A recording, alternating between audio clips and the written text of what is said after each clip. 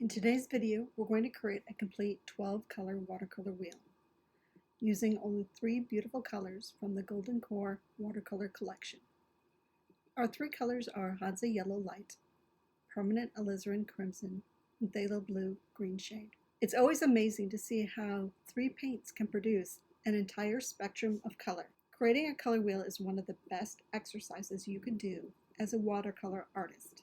It teaches you how your pigments behave, how transparent they are, how powerful they are, how they stain the paper, and how they interact with one another. It's much more useful than any printed chart because this color chart is one that you've made with your own paints. I've already drawn a 12-section color wheel on watercolor paper, so let's begin. Let's paint Hansa Yellow Light, placing it at the top of the wheel. Immediately you can see how incredibly bright and luminous this yellow is. This is considered a cool yellow because it has a slight green bias rather than an orange bias. That tiny shift towards green makes a tremendous difference when you're mixing.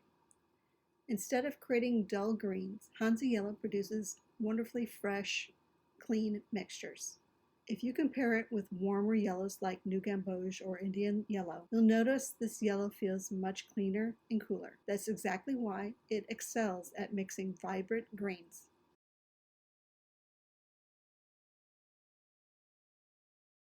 Next, let's paint Permanent Alizarin Crimson. I'll place it at the 4 o'clock position. Notice how transparent this pigment is. Even at full strength, it doesn't feel heavy. Instead, it has a remarkable depth while allowing light to travel through the wash. Because this red leans towards violet instead of orange, it's classified as a cool red. It creates rich violets while still producing surprisingly beautiful muted oranges. You'll find this color especially useful for roses, peonies, berries, floral paintings, dramatic sunsets, portrait work, and colorful shadows. It has a richness that's difficult to duplicate with many other reds.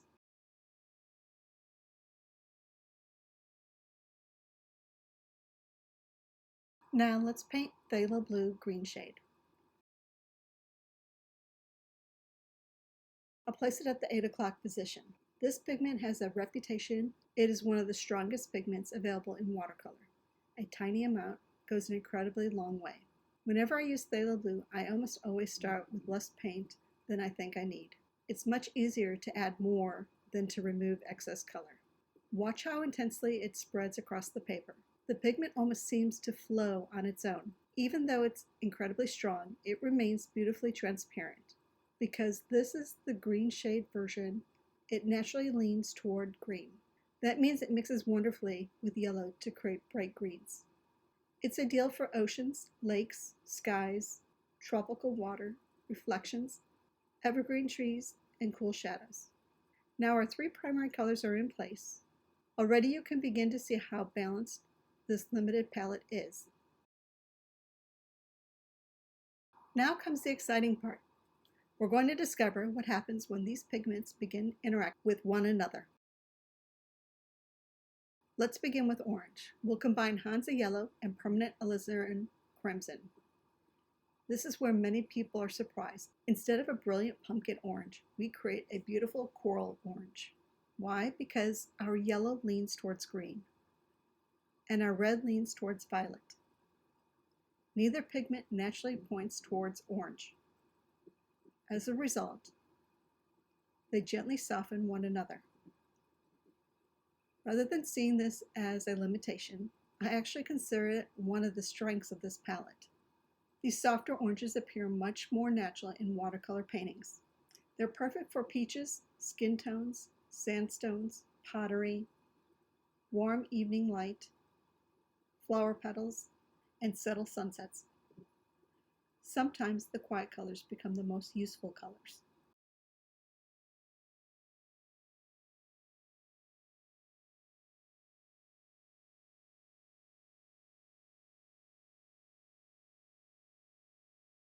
Now let's mix violet by combining Permanent Alizarin Crimson with Phthalo Blue. As the colors combine, notice how quickly the mixture deepens. This produces a rich, transparent violet filled with depth.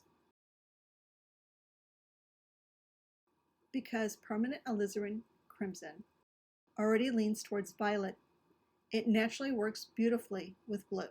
Instead of a muddy purple, we get a luminous jewel-like mixture. With more water, the color softens into delicate lavender. With stronger paint, it becomes an intense royal violet. This range makes it incredibly versatile. You'll use this mixture for lavender fields, irises, hydrangeas, twilight skies, distant mountains, and dramatic shadows. One thing I especially enjoy is how transparent both pigments remain.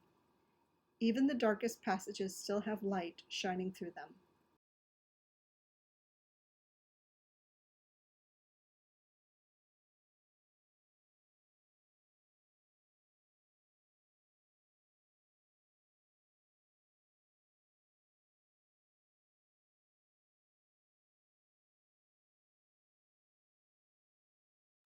Next, let's mix green. We'll combine equal parts of Hansa Yellow Light with Phthalo Blue. The transformation is immediate. Instead of a dull olive green, we get a bright, lively green, bursting with energy. That's because both pigments naturally lean towards green on the color wheel. Rather than competing, they reinforce each other. Notice how vibrant this mixture appears. It almost seems to glow. This is exactly the type of green that's perfect for fresh spring leaves, grass, garden plants, tropical foliage, and bright landscape painting. If you were to change the ratio, adding more yellow creates fresh yellow greens that suggest new growth. Adding just a little bit more blue shifts the mixture towards pine, spruce, or evergreen colors. It's amazing how changing only the proportions creates completely different greens without introducing another pigment. Now let's paint the tertiary colors by filling in the remaining 6 spaces. These tertiary colors connect the primaries and secondaries together, creating a smooth transition throughout the wheel. Although they're often overlooked, these subtle mixtures are some of the colors artists use most frequently. Let's paint yellow-orange. We'll add more Hansa Yellow Light. The mixture immediately becomes brighter and more golden. It almost glows on the paper. This is a wonderful color for sunlight, autumn grass, ripe wheat, golden flowers, glowing highlights, and warm landscapes. It creates the perfect bridge between pure yellow and our secondary orange.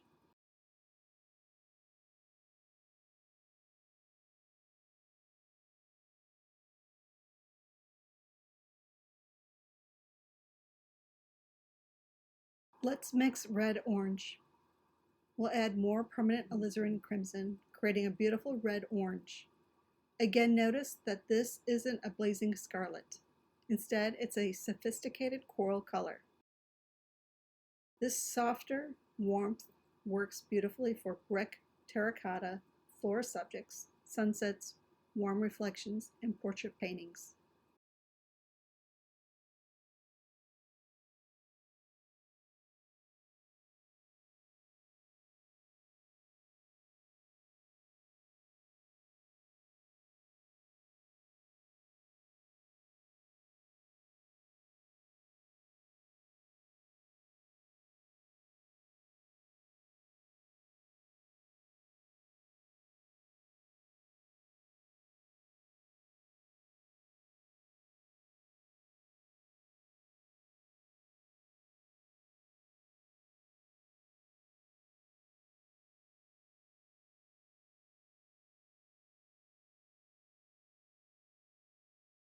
Let's paint red-violet. We'll increase the permanent alizarin crimson.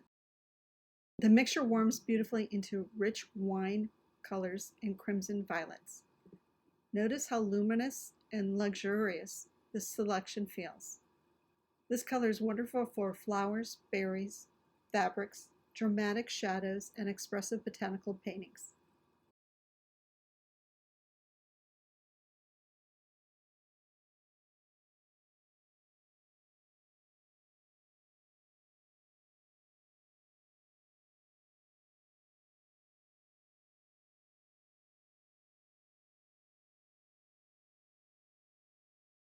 Let's paint blue-violet. Adding more phthalo blue cools the mixture considerably. It becomes deeper, more mysterious, and wonderfully atmospheric. This is an excellent color for evening skies, mountain shadows, reflective water, and distant landscapes.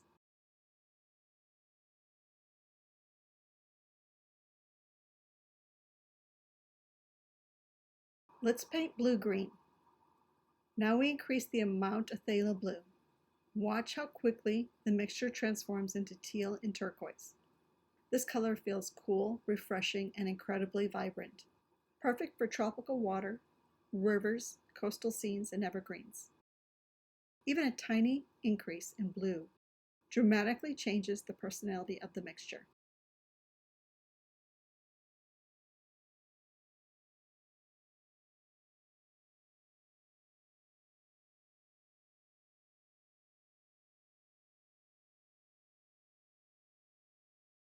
Let's mix yellow-green.